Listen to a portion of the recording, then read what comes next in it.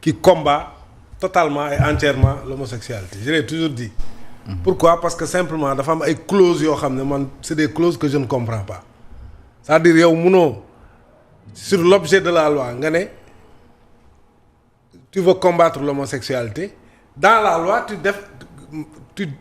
tu défends indirectement l'homosexualité mooy ku ko fi waxati tu es passible de prison entre 2 et 5 ans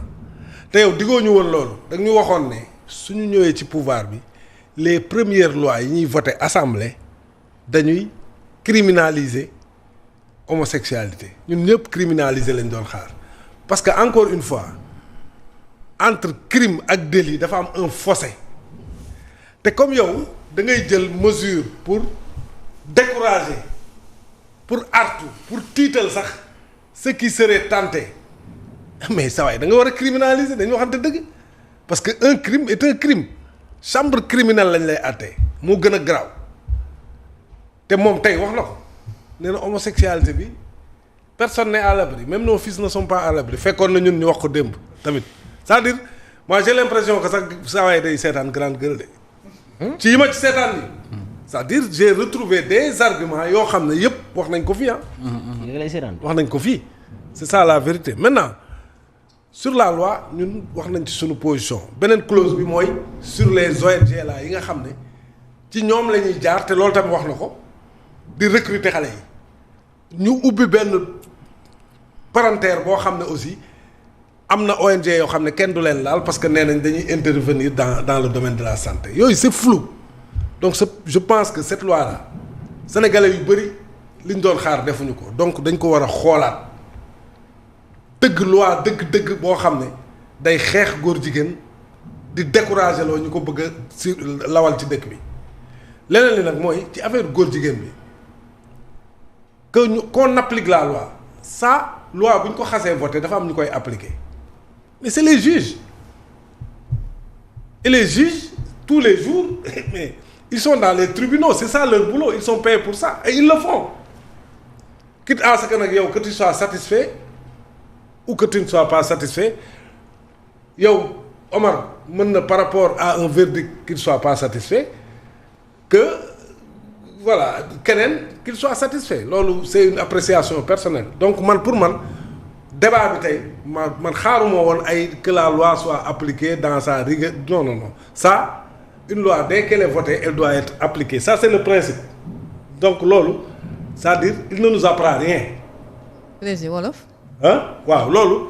c'est-à-dire amul c'est-à-dire li mu bëgg a wax loolu du prérogative am c'est ça que je veux dire li mu bëgg a wax du wareefam mooy prérogative ok li mu bëgg a wax du wareefam wareefu juge yi leen nga xam ne dañoo jàng ñu teg leen foofu ñuy appliquer loi ku def dara ñu xool seen code de procédure daal di la teg li ñu la war a teg loolu juge yi la maintenant man sur l'affaire Ndiaga Seck ce que j'attendais moi personnellement mooy Ndiaga Seck a dit à tout le monde ma ngeen baal ma Ndiaga Seck wax na Sénégal yëpp. nu mu jegee Ousmane Sonko jegeem ak Ousmane Sonko il l'a dit partout wax na ko fépp Ousmane Sonko nag c'est vrai que am na parti boo xam ne c'est privé mais c'est notre premier ministre man premier ministre bi laa wax su fekkee ne nit dafa taxaw assumer proximité moo ko yow nga nekk premier ministre mu am phénomène bu am. jël envergure boo xam ne man personnellement j'ai peur parce que tey suba rek gisaat nañ ne à Saint-Louis am na benn réseau bu ñu jàppaat kon affaire bi fan la yem ci réew mi waaw su fekkee ne nag kooku dafa assumer ne yéen ñaar da ngeen proche ak ni mu ko waxee depuis ba ngeen nekkee xale ba mag tey boo demee assemblée yow en tant que premier ministre pour man député yi sax waroon nañ ko interpeller sur ses rapports avec ce quelqu'un là pour que mu expliquer Sénégalais yi parce que aussi il est le premier ministre. Dans toute sa rigueur sur toute l'étendue du territoire sénégalais moom la wax. non man waxuma waxi loi que la loi soit appliquée dans sa rigueur loolu du ressort Ousmane Sonko maag moom ñoo yem devant la loi mais comme moom il assume des charges publiques il est le premier ministre nit ki dañ ko jàpp mu wax proximité mag moom tey bu demee assemblée dafa waroon leeral rapport am ak kooku. man loolu laa doon xaar et non pas ay loi bi nañ ko appliquer nañ c'est personnel rek c'est impersonnel ça tout le monde ça quand même ça il ne nous apprend rien sincèrement amul lenn lu mu ñu yëgal foofu ñun xam nañ lépp loi bi am na ñoo xam ne les juges ñoom ñooy juger ñëpp xam nañ ko tous les jours ils le font c'est leur boulot mais ci liñ ko doon xaar mooy qu'il explique aux Sénégalais rapport yi mu am ak waajee nga xam ne moom dafa expliquer rapport bu mu am ak moom te tey qu'il assume les charges de bu doon du premier ministre sama yoon newu ci mais nag c'est notre premier ministre pour man daf ko waroon leeral tey devant l'Assemblée loolu moo ëppoon solo pour yow mais bien sûr mais li mu wax leneen li ci loi bi yëpp loi bi les gens man ku ñu mel ni man ils sont pas satisfaits juges yi ñooy appliquer loi loolu ñëpp xam nañ ko mais il devait s'expliquer sur ces rapports te boo xoolaatee waxtaan bi Fatima li Sénégalais yi di dund nii est-ce que wax nañ ko fa est-ce qu'on nous a proposé des solutions mais loolu moo soxal Sénégalais yi tamit mais gars yi au fond dañuy politique gars yi dañoo juboowul bërki démb président bi lu muy def ay premier ministre ancien premier ministre lay dalal da nga faa gis Ousmane Sonko gis nga ko est-ce que moom mi nga mais est-ce que warul toog président de la République di dalal ancien premier ministre yi mais ce premier ministre il brille par son absence loolu mooy lan c'est-à-dire dëkk bi yi fi xewul ci benn dëkk Sénégal kese la am. waaw te loolu aussi mënul continuer. man li Fofana di wax sax laa gëm dëkk bi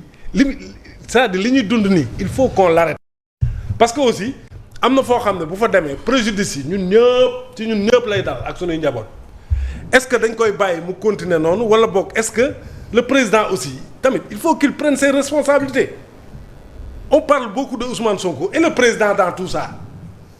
moom lañ fal. waaye moom mu ngi doxal président du mu ngi ci concertation. waaye lu mu doxal concertation démb nag président Lamine Gueye. président lan la doxal Fatima dëkk bi lépp a tagga témbe. mais ni muy woowee ancien premier ministre est-ce que du day wër solution. le président mooy chef ñëpp nag c'est lui qui doit siffler la fin de la récréation. très bien dinaa ñëwaat ci yow président depuis boobu léegi def ko on l'attaque à gauche institution de waxuma Diomaye. on l'attaque à comment ce premier ministre dem taxaw assemblée naan jox naa ko ay loi maanaam Ousmane Sonko nee na ci fonds politique yi moom tëggalu na loi pour ñu bàyyi fonds politique bi Diomaye moo bañ moom loolu la expliqué. waaw moom pourtant parce que nee na indi na ko wax ko indiwaat ko wax ko mais fi mu ne nii ci Diomaye la mais bu jógee fii dina non attends c'est extraordinaire. Sonko fan la ko dugal. c'est pas de Sonko day. transparence wane ne peut-être que ne njiitu réew. waaw moom ci moom la chacun se rejette des responsabilités au sommet de l'État. il y a eu. non attends il montre une volonté de transparence. non mais derrière c'est pas de la transparence. c'est une guerre. voilà c'est une guerre. c'est que li muy wut mooy il rejette la non day rejeter responsabilité fonds politique yi léegi jàpp na ne du moom